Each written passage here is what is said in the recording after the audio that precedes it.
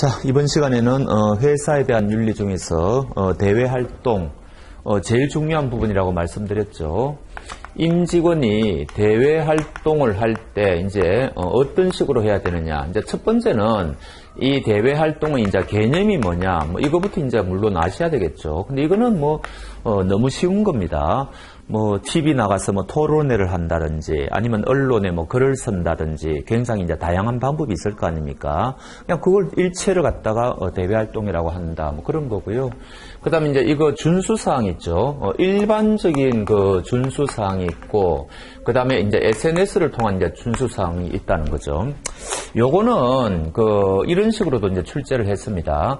SNS를 통한 활동은 대외 활동이라고 볼 수 없다. 이렇게요. 그러면 굉장히 그거는 이제 쉬운 문제죠. 그거는 당연히 이제 대외 활동에 포함이 되고, 그런 거는 이제 아시는 거고.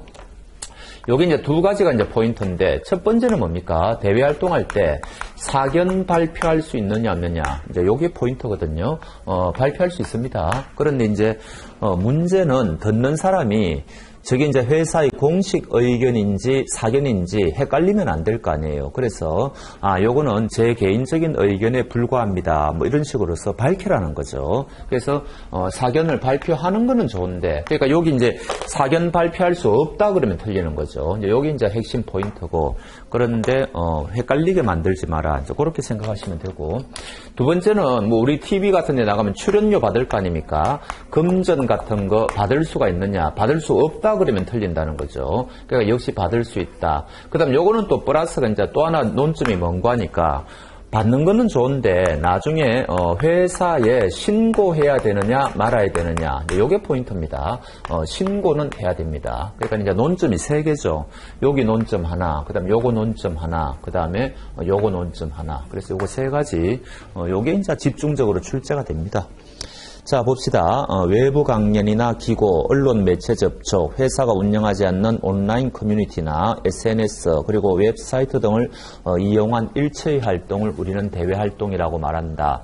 그렇게 보시면 되고요.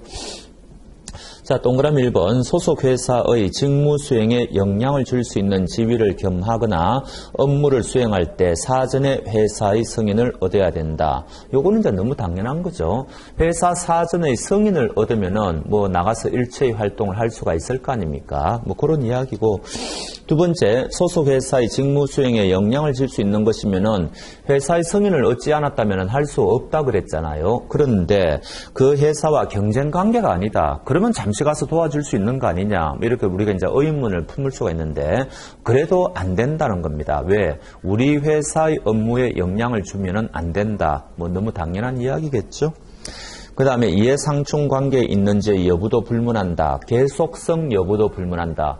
계속성 여부 불문한다는 건 뭐예요? 잠시 하루 가서 도와주는 것도 안 된다는 이야기겠죠.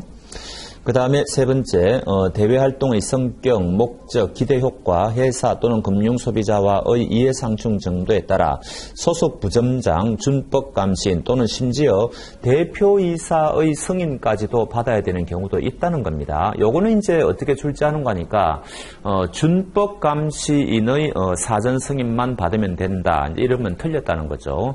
대표이사의 승인을 받아야 되는 경우까지도 있으니까, 지문에 혹시 준법 감시인의 승인만 받으면 된다. 이런 표현이 있으면 그건 우리가 이제 눈치를 챌 수 있지 않습니까? 요거는 뭔가 틀린 것 같다. 이렇게 감을 가지시면 됩니다. 자, 준수사항, 요게 포인트라고 말씀드렸죠. 회사의 공식 의견이 아닌 경우 사견임을 명백히 표현해야 되고, 그 다음에 대외 활동으로 인하여 금전적인 보상을 받을 수 있다고 그랬죠. 요게 논점 하나고, 그 다음에 회사에 나중에 신고는 해야 된다. 그런 거고요. 다른 금융투자회사를 비방하여서는 안 된다. 전자통신수단의 사용. 이메일도 마찬가지예요. 여기 이제 이 세 가지가 있는데, 이메일 같은 경우에도 포인트가 뭔가 하니까 사용 장소에 관계없이, 요게 포인트입니다. 관계없이 어떤 곳에서 사용하든 요 이야기죠. 왜냐하면 이제 요 이메일이 파급력이 조금 있다고 보는 거죠. 괜히 잘못된 내용이 갔을 때는. 그러니까 사용 장소가 어디든지 관계없이 굉장히 조심하라는 이야기입니다.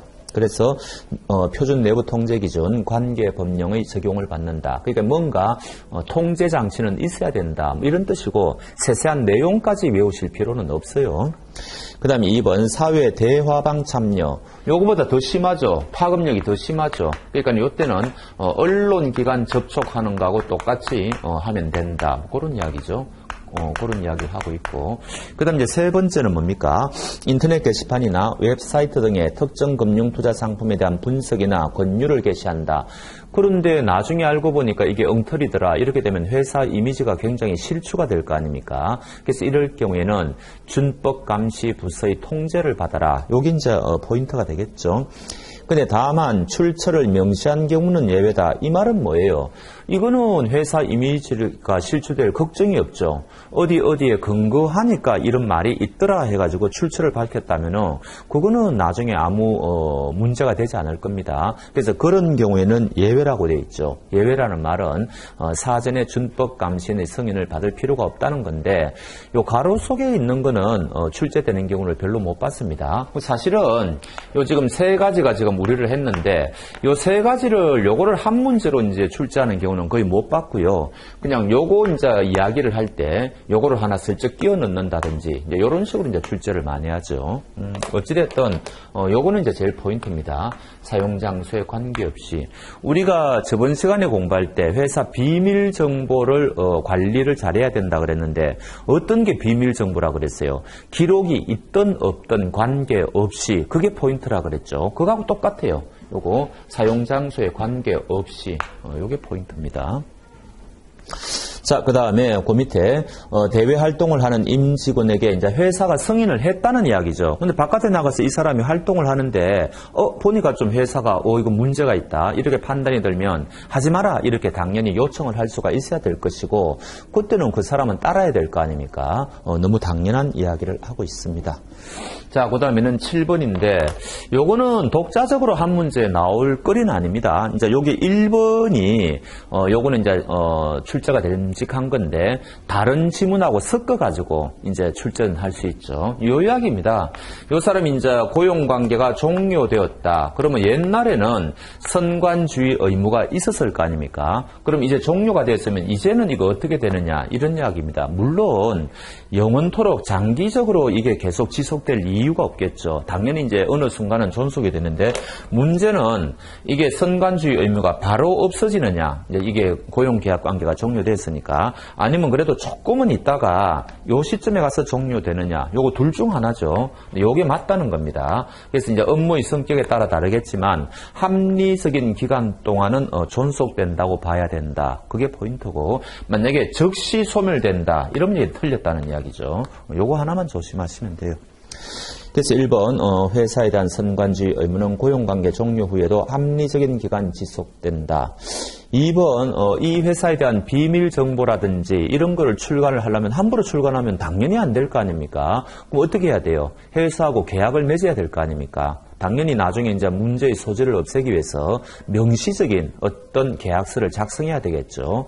거기 이제 동그라미 2번 이야기고 3번 기밀 정보를 포함한 모든 자료는 회사 거니까 당연히 이제 회사 물러나올 때는 반납하고 와야 되겠죠. 그게 3번 이야기고 4번 회사명, 상표, 로고 등을 사용하여서는 안 된다. 심지어 뭐 명함 같은 것도 이제는 더 이상 사용해서는 안 되겠죠. 그러니까 2번, 3번, 4번은 상식이에요. 그러니까 1번 정도만 아시면 된다. 그런 이야기죠. 자, 그 위에 대외활동 옳은 거 이래 볼 때 1번 너무 당연한 이야기니까 1번이 정답이겠네요. 뭐 흠을 잡을 수가 없잖아요. 1번은. 근데 2번 신고해야 된다 그랬죠. 3번 사견 발표할 수 있다 그랬죠. 4번 부정적인 언급 허용되는 거는 말이 안 되죠. 사실은 요 4번 지문은 제가 기출문제 중에서 약간 바꾸었어요. 표현을. 약간 이게 조금 문제가 있는 소지가 있어가지고 아예 명백히 4번은 정답으로 할 수 없게끔 바꾸었습니다. 하여튼 요거는 1번이 정답이다. 이렇게 하시면 되는 거죠. 자, 그 다음에는 사회에 대한 윤리로 넘어가겠습니다. 거기 이제 세 가지가 있는데 두 번째 주주 가치의 극대화라든지 세 번째, 기업의 사회적 책임. 이거는 아무 논점이 없어요. 제목만 보면 딱 이게 무슨 말인지 우리가 알 수가 있고. 1번은, 요거는 이제 여러분들은 우리 펀드는, 뒤에, 자본시장법 중에서 시세조정 행위라든지 내부자 거래가 우리 시험 범위에 들어가 있지 않거든요. 우리 법규 파트는 펀드와 관련된 법규만 집중적으로 우리가 공부를 하기 때문에 그게 들어가 있지 않아요. 그래서, 기본적인 거는 조금 아셔야 되는데, 내부자 거래에서 규제 대상자가 누굽니까? 이 회사에 다니고 있는 내부자라든지 또는 이 내부자급에 해당되는 사람들, 그런 사람을 이제 준내부자라고 이제 그러잖아요. 그리고 이제 요 사람들이 자기 친한 친구들한테 정보를 또 넘겨줄 거 아닙니까? 그 사람들을 우리가 이제 1차 정보 수령자라고 그럽니다. 그러면은 내부자 거래에서 규제의 대상이 되는 사람은 세 사람이죠. 내부자, 그 다음에 준내부자, 그 다음에 1차 정보 수령자, 이렇게 되거든요. 그럼 이제 어떤 사람들이 내부자냐, 준내부자냐, 이런 거는 여러분들이 전혀 아실 필요가 없죠. 단지 1차 정보 수령자는 규제 대상이 된다. 요까지만 이제 아시면 되는 건데, 그럼 또 이 사람이 그 정보를 듣고 가만히 있겠습니까? 또 다른 친구들한테 또 넘겨주면 이게 이제 2차가 되고, 또 얘가 또 넘겨주면 또 3차가 되고, 이제 현실적으로 이런 일이 많이 발생할 수가 있지 않습니까? 그럼 요 사람들은 회사 내부자 거래의 규제 대상은 아니란 말이죠. 이런 사람들도 이제 규제할 필요가 있으니까 이런 사람을 우리가 시장 질서 교란 행위자다 그래가지고 이제는 규제를 하고 있습니다. 이게 규제된 지가 얼마 안 돼요. 한 7년 됐나? 2015년도부터 아마 규제를 했을 겁니다. 그래서 이제는 요런 사람을 우리가 이제 다차 정보 수령자다. 뭐 요렇게 이야기를 하면은 요런 사람들도 이제 규제를 한다. 그리고 요거 이제 규정을 하면서 해킹 이런 것도 규정을 했습니다. 해킹, 절취, 뭐 이런 이상한 방법으로 정보를 빼낸다든지, 그 다음에 그 빼낸 정보를 또 전달한다든지, 이런 사람들도 이제 다 규제한단 말이죠. 요거 두 가지가 이제 포인트고요. 또 이제 다른 각도에서 보면은, 우리가 이제 시세 조정 행위가 있다. 요거는 우리가 이제 거래소를 전제로 하는 개념입니다. 거래소에서는 가격이라는 것은 수요 공급의 원칙에 의해서 가격이 결정돼야 되잖아요. 근데 그거를 방해하는 일체의 행위를 우리는 시세 조정 행위라 그러는데, 요거는 시세를 내가 좀 조작해야 되겠다. 고의가 당연히 있어야 되고요. 또 뭔가 목적이 있어야 돼요. 요걸 예를 들면은 사람들을 좀 내가 유인을 해야 되겠다 등등 요런 목적이 요구되는 범죄입니다. 그러니까 굉장히 특이한 범죄예요. 우리가 이런 범죄를 범죄학에서는 목적범이라고 그러는데, 생각을 해보세요. 대부분의 범죄는 목적이 없어도 성립하죠. 그건 동기에 불과하잖아요. 살인죄, 절도죄, 대부분이 그렇거든요. 근데 특이하게 고의 이외에 목적을 요구하는 범죄가 있어요. 유가증권 위조죄가 대표적이거든요. 그거는 유가증권을 위조한다고 해서 유가증권 위조죄가 성립되는 게 아니에요. 시중에 그거를 유통시킬 목적으로 위조를 해야 되거든요. 그래야만 범죄가 성립됩니다. 그러면은 그런 범죄들은 요것도 검사가 입증을 해야 되고 요것도 입증해야 되니까 굉장히 입증하기가 어렵겠죠. 그래서 빠져나가는 사람들이 많다는 이야기입니다. 그래서 이제 그 사람들을 규제하기 위해서 요 시장질서 교란 행위는 목적을 요구하지 않아요. 목적을. 그래서 이제 대표적인 게 우리가 헛수 주문 같은 거를 내 가지고 시장을 교란시키는 사람들도 좀 있지 않습니까? 요런 사람들도 이제는 여기 규제를, 옛날에는 규제를 못 했죠. 이게 목적을 요구했으니까. 근데 헛수 주문자도 이제는 규제가 가능해졌다. 그런 거고. 그다음에 요 시장 질서 교란 행위의 큰 특징 중에 하나는 과징금 제도가 있습니다. 5억 원을 기준으로 하는데 또 이게 또 계산하는 방법이 있어요. 근데 그거까지는 뭐 여러분들이 아실 필요는 없는 것 같고, 하여튼 최대 5억 과징금 제도가 있다. 요 정도는 이제 기본적으로 아셔야 됩니다. 과징금 제도는 전에도 말씀드렸지만 부정한 재산상의 이익을 이 사람이 생겼을 때 그 사람한테서 그것을 빼앗아 오는 제도죠. 그거를 과징금 제도라고 그럽니다. 자, 이 정도면 충분하죠. 그래서 거기 1번의 적용 대상 확대 요겁니다. 전달자, 다차정보 수령자, 요 사람들이 기억번 이야기고, 니은번은 요 이야기죠. 해킹, 절취 뭐 요겁니다. 기망, 협박, 그 밖의 부정한 방법으로 정보를 알게 된 자, 이들로부터 나온 정보임을 알면서 이를 받거나 전달받은 자들도 포함이 된다. 2번 목적성 분류, 프로그램 오류 등으로 대량 매매 거래가 체결되어 시세의 급변을 초래한 경우라 할지라도 제재를 한다. 요거하고 마찬가지예요. 허수 주문이나 이런 주문들이 옛날에는 규제 대상이 아니었는데 왜? 목적을 이걸 범죄를 입증하기가 힘들단 말이죠. 근데 이제는 이게 요구되지 않으니까 단순 고의만 있으면은 범죄가 성립하니까 이런 것들도 이제는 다 규제가 가능하게 되었다. 그런 이야기고 그 다음에 과징금 제도가 있다 그랬죠. 그러면은 고유의 정답 바르지 못한 거 1번이 바로 딱 정답이다. 눈에 보이죠? 그런 식으로 보시면 되겠습니다. 자, 여기까지가 우리가 직무윤리에서 실체적인 부분이에요. 당신에게는 이런 의무가 있다, 이런 윤리 기준이 있다 등등 이런 거를 우리가 이때까지 이야기를 많이 했는데 이제는 그것을 어떤 식으로 회사가 통제를 해야 될 거냐, 이제 그거를 우리가 이제 공부하는 겁니다. 그거를 우리가 이제 내부 통제라고 그러죠. 그럼 이게 두 가지가 있어요. 하나는 회사 내부에서 통제하는 방법이 있고, 이제 하나는 회사 바깥에서 통제하는 거를 외부 통제라고 그러겠죠. 근데 이 외부 통제는 이게 출제될 수는 있는데, 출제되면 굉장히 이게 좀 싱거운 그런 문제가 돼요. 협회라든지, 무슨 금융위원회라든지 뭐 이런 거거든요. 그 다음에 이제 형사상의 책임을 질 수도 있고, 그 다음에 뭐 민사 책임을 질 수도 있고, 뭐 그런 거 아닙니까? 뭐 이런 거기 때문에 특별하게 여기에는 논점이 없어요. 물론 기출 문제가 없는 거는 아닌데 주로 이제 여기가 굉장히 논점이 많으니까 여기서 이제 집중적으로 출제가 되죠. 그다음 제일 첫 번째 이제 논할 거는 이 내부 통제 기준이라는 겁니다. 그래서 내부 통제 기준이라는 게 있는데 그러면 무엇을 내부 통제 기준이라고 하느냐. 그다음에 두 번째 이거 만들고 변경할 때 어떤 절차를 거쳐야 되느냐. 그다음에 세 번째 이거는 회사가 만들고 싶으면 만들고 만들기 싫으면 안 만들어도 되는 거냐, 뭐 이런 거죠. 이게 법적 의무죠. 그래서 이런 세 가지가 포인트가 되는데 주로 시험에는 2번, 3번이 출제가 돼요. 1번은 아주 옛날에 출제된 적이 없는 건 아니에요. 이런 것을 무엇이라고 하느냐. 정답은 내부 통제 기준인데 그거는 그야말로 가뭄에 콩나듯이 어쩌다가 출제가 되고 또 출제가 된다 하더라도 여러분들이 틀릴 만한 게 없어요. 그래서 요거는 논외로 해도 되고 요거는 굉장히 중요하죠. 그 다음에 요거는 그 다음으로 중요하고 그래서 요거는 만들고 변경할 때 이사회 결의를 거쳐야 됩니다. 이사회 결의 외우셔야 되는 거죠. 자, 그 다음에 두 번째는 각 주체별 이제 대표이사는 어떤 일을 하고 막 이런 게 나온단 말이죠. 근데 포인트는 단연 준법감시인입니다. 준법감시인. 혹시 요 이사회가 나올 때도 있어요. 근데 이사회는 내부 통제 기준을 지금 만드는 곳이라 그랬잖아요. 그러니까 이사회는 기준이라는 말이 나오면은 이거는 이사회다 이렇게 외우셔야 됩니다. 이게 준법감시인이 하는 일이 굉장히 많거든요. 소관사무가. 또 이제 대표이사도 하는 일이 굉장히 많아요. 그래서 이런 것들은 우리가 외우는 게 아니라 그랬죠. 옛날에 제가 금융소비자보호법 할 때 말씀드렸지 않습니까? 각각의 소관사무는 혹시 만약에 정말로 만점 주기 싫어서 출제자가 출제한다면 방법이 없거든요. 그거는 틀릴 수밖에 없어요. 그거 한 문제 틀린다고 해서 우리 합격하는데 아무 지장 없습니다. 이쪽도 마찬가지예요.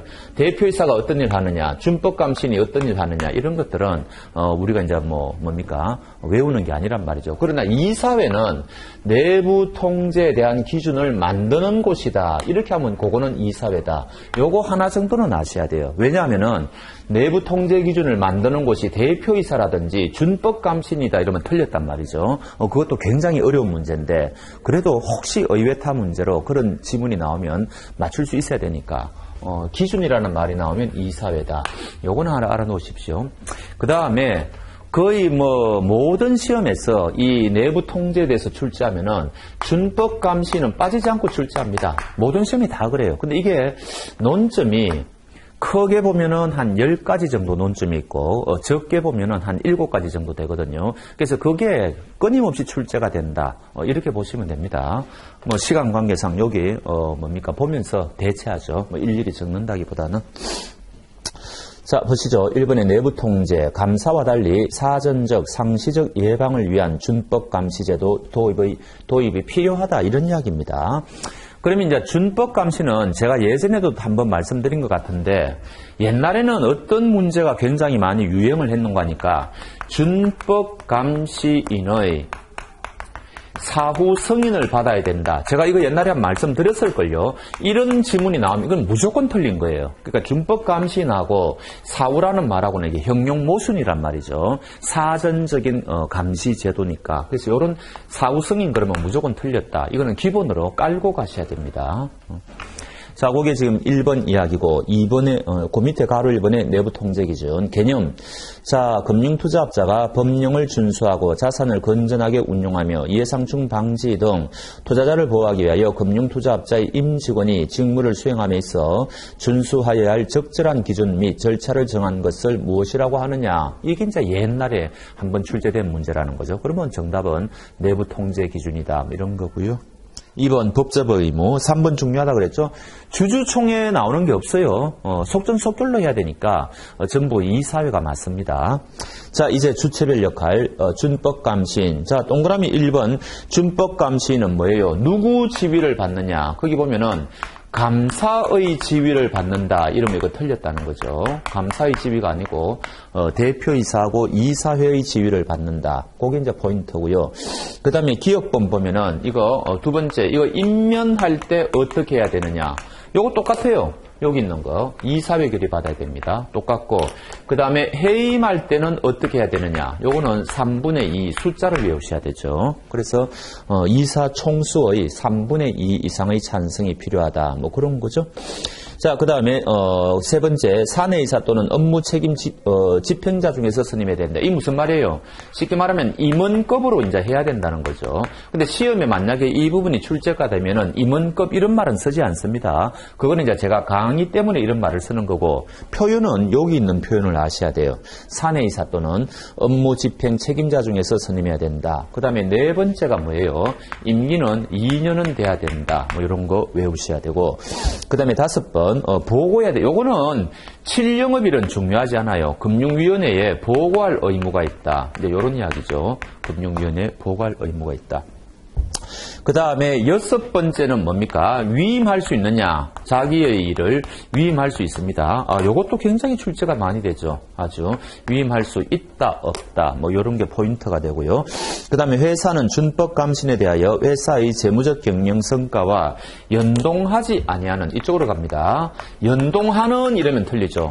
자본시장법이 제일 싫어하는 게 연동하는 거라 그랬지 않습니까? 연동하지 않는 별도의 보수지급 및 평가 기준을 마련해야 된다. 이런 거고요. 비업번은 이야기예요. 준법감신이 하는 일 중에 하나 그냥 제가 소개한 겁니다. 이런 거 정도 하나 정도는 그냥 알자는 거죠. 그래서 내부 통제 기준 준수 여부 등에 대한 정기 또는 수시 점검이 필요하다. 이사회 기준 나왔네요. 이사회 기준. 그 다음에 3번에 대표이사 내부 통제 체제의 구축 및 운영에 필요한 제반 사항을 수행 지원하고 정책을 수립한다. 외울 수 있겠습니까? 요 대표이사 중에 하는 일 중에 하나를 제가 소개했는데 뭐 외우실 분들은 외우시고요. 제가 보기에는 외우지 않아도 될 것 같습니다만. 자, 그 다음에 4번에 이제 준법 감시는 일단 끝났어요. 그 다음에는 이제 뭡니까? 내부 통제위원회. 요게 제가 옛날에도 말씀드렸지만 금년도 2월 달에 치른 그 투자자산 운용사에서 이 부분이 출제가 됐다 그랬죠. 옛날에 했던 거하고 거의 똑같습니다. 겹쳐요. 근데 봅시다.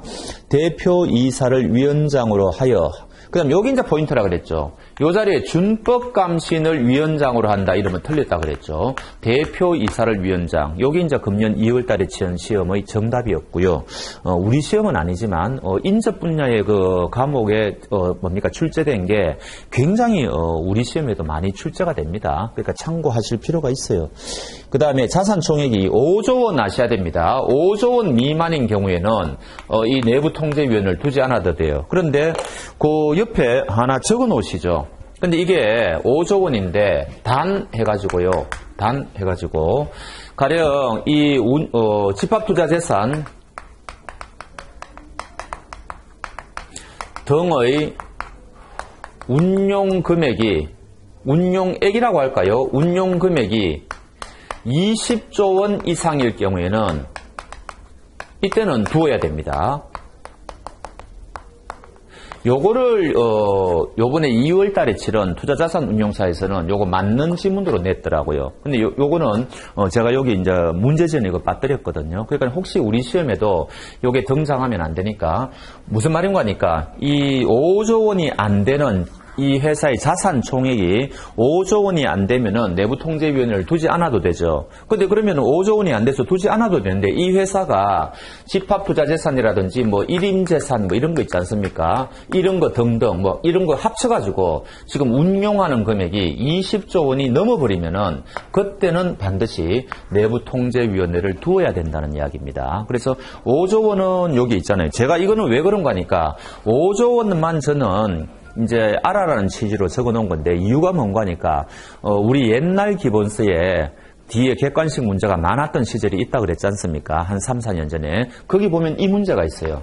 다음 중 내부통제위원회를 두지 않아도 되는 그 금액 이제 기준을 묻는 건데 정답은 5조 원이었죠. 그래서 저는 이 정도만 알면 되지 않을까 이렇게 했는데 이게 뜻밖에도 지문 중에 하나로 출제가 됐더라고요. 그래서 요거까지도 이제 출제를 하겠다는 이야기구나. 이제 저런 생각이 든 겁니다. 그래서 요거 하나를 더 적어 놓으시라는 거죠. 자, 그 다음에 제일 밑에 5번에 준법감시부서는 독립성 확보를 위해서 당연히 일정한 업무가 금지가 돼야 되겠죠. 자, 그러면 그 위에 있는 동그라미 1번 내부통제체제의 구축 및 운영에 관한 기준이라는 말이 나오면 뭐라고요? 이건 이사회라 그랬잖아요. 그러면 1번이 틀렸다. 이런 식으로 풀어나가야 됩니다. 그래서 이 문제는 굉장히 어려워요. 이게 동그라미 1번이 준법감시인이 하는 일인지 아닌지 헷갈리지 않습니까? 그러니까 요거는 기준이라는 말은 정확하게 하시라는 거죠. 자, 3번 같은 거는 뭐 상식이라고 보시면 됩니다. 내부 통제 기준의 준수 여부를 정기적으로 점검해야 된다. 일 중에 하나죠. 일 중에 하나인데 뭐 이런 거는 뭐 당연히 맞겠거니 이렇게 생각하시면 되고 그 다음에 2번하고 4번은 말씀드렸죠. 넘어가겠습니다. 자, 그 다음에 이 영업점에 대한 준법 감시 통제가 나왔네요. 이게 최근에 출제되고 있는 문제입니다. 이것도 아셔야 돼요. 왜냐하면 일선에서 고객들을 직접적으로 상대하는 게 바로 영업점이지 않습니까? 그래서 이제 영업점은 어떤 식으로 이제 관리를 해야 되느냐 이야기입니다. 자, 1번 기업번 영업점별 영업관리자 요건 1년으로 갑니다. 요거 1년은 무조건 외우셔야 돼요. 영업점에서 1년 이상 근무한 경력이 있어야 되는데 아니면은 준법감시 감사 업무를 1년 이상 했던지 하여튼 1년입니다. 1년. 그 다음에 B번은 상근하고 있어야 된다. 그 다음에 한 곳에 상근하면은 두 곳 이상 볼 수 있다는 이야기죠. 위임이 가능하다는 이야기니까. 그 다음 C번이 출제가 되면 많이 틀릴 겁니다. 그 위에 이제 27번도 문제가 있는데 이거 영업점장이어야 된다 이러면 틀립니다. 책임자급이어야 돼요. 책임자급. 그거 아시고. 자, 그 다음에 니은번 준법감시는 영업점별 영업관리자에 대하여 연간 1회 이상 법규 및 윤리 관련 교육을 실시해야 됩니다. 1년에 한 번. 그 다음에 옆에 하나 더 적어놓으시죠. 뭡니까?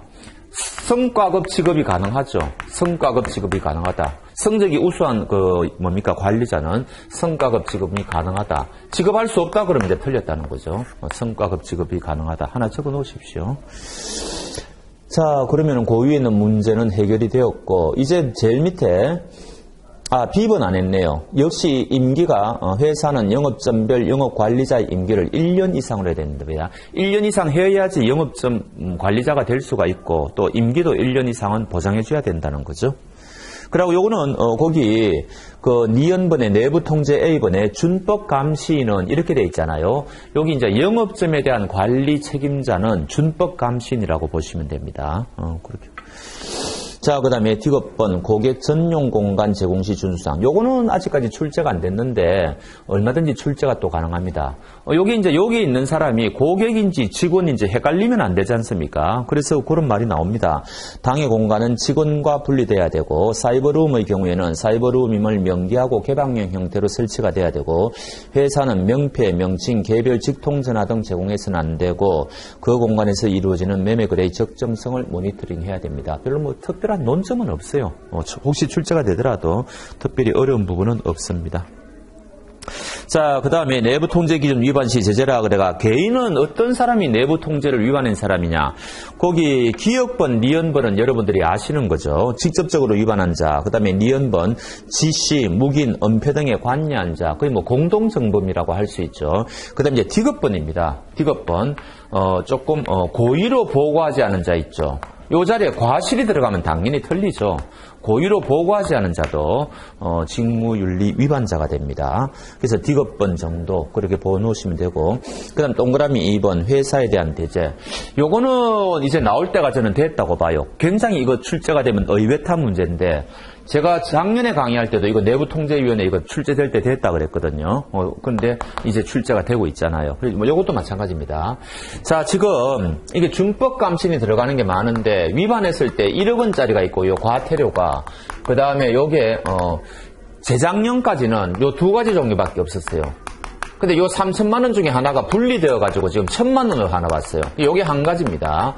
요게 이제 5가지거든요. 요게 2가지인데, 만약에 이 부분에서 이제 출제가 되면은 요거하고 요거하고 비교하는 문제를 아마 출제를 할 거예요. 틀림없이. 그러니까 여러분들은 요거 하나를 이제 외울 필요가 있는 거죠. 이게 뭔가 하니까 요거예요.